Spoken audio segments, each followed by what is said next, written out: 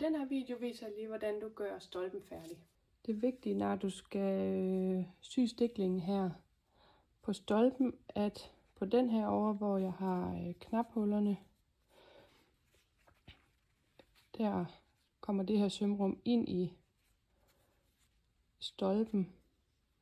Og det her, det bliver ude, hvor herover skal begge lag af sømrum, det skal ind i stolpen, når du syr den fast.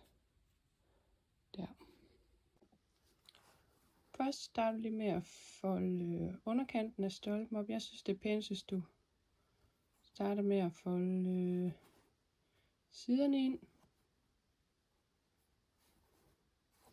Og det her, det er den side, hvor alt sømrum skal ind i stolpen. Og så folder underkanten op til sidst. Og så folder den om på midten.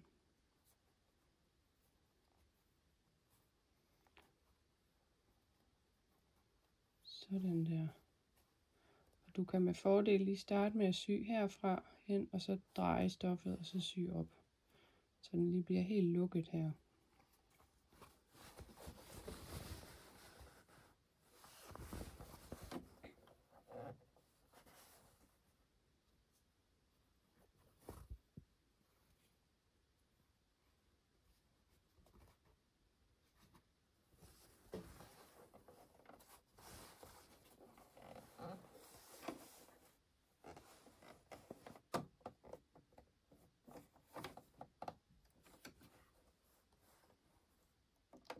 Så hæfter du.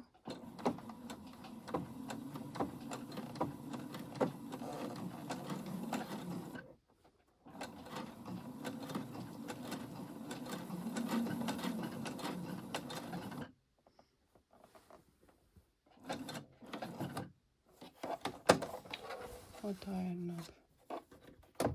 Der, og der er det vigtigt, at du hele tiden kigger bagpå og sikrer dig, at den ligger lige ovenpå, at stolpen ligger lige ovenpå den syning her, så du er sikker på, at du får ramt i begge sider.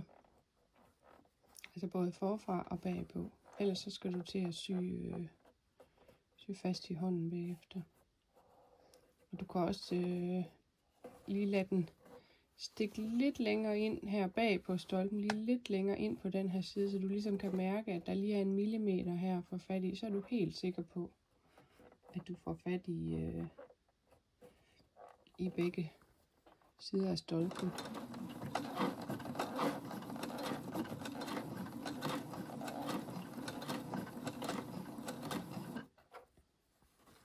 Grunden til, at man syr fra retsiden af, det er, så man lige er sikker på, at syningen bliver pæn her på forsiden. Og nogle gange så synes jeg også godt, at trådspændingen kan drille lidt omme på bagsiden. Så når du syr fra forsiden, så får du altså det flotteste resultat.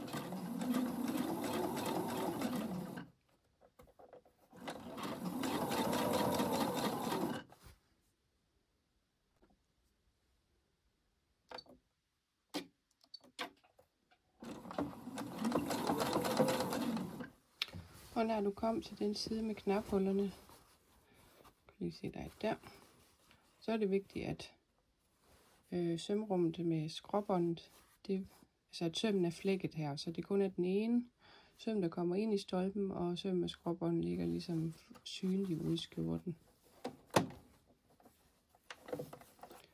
Og der er det altså virkelig vigtigt, at man får fat i begge sider, og at de ligger helt lige under hinanden. Her må de ikke så gerne lige stikke lidt ud her, så kommer de til at gå lidt i vejen for knaphullerne. Her skal de altså ligge helt lige præcis oven på hinanden. Og hvis de ikke gør det, så må man i gang med håndsyningen bagefter.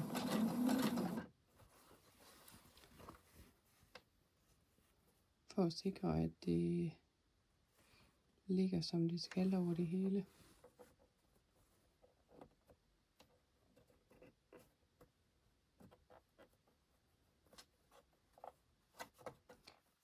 Og der er det altså bare med at føle sig frem.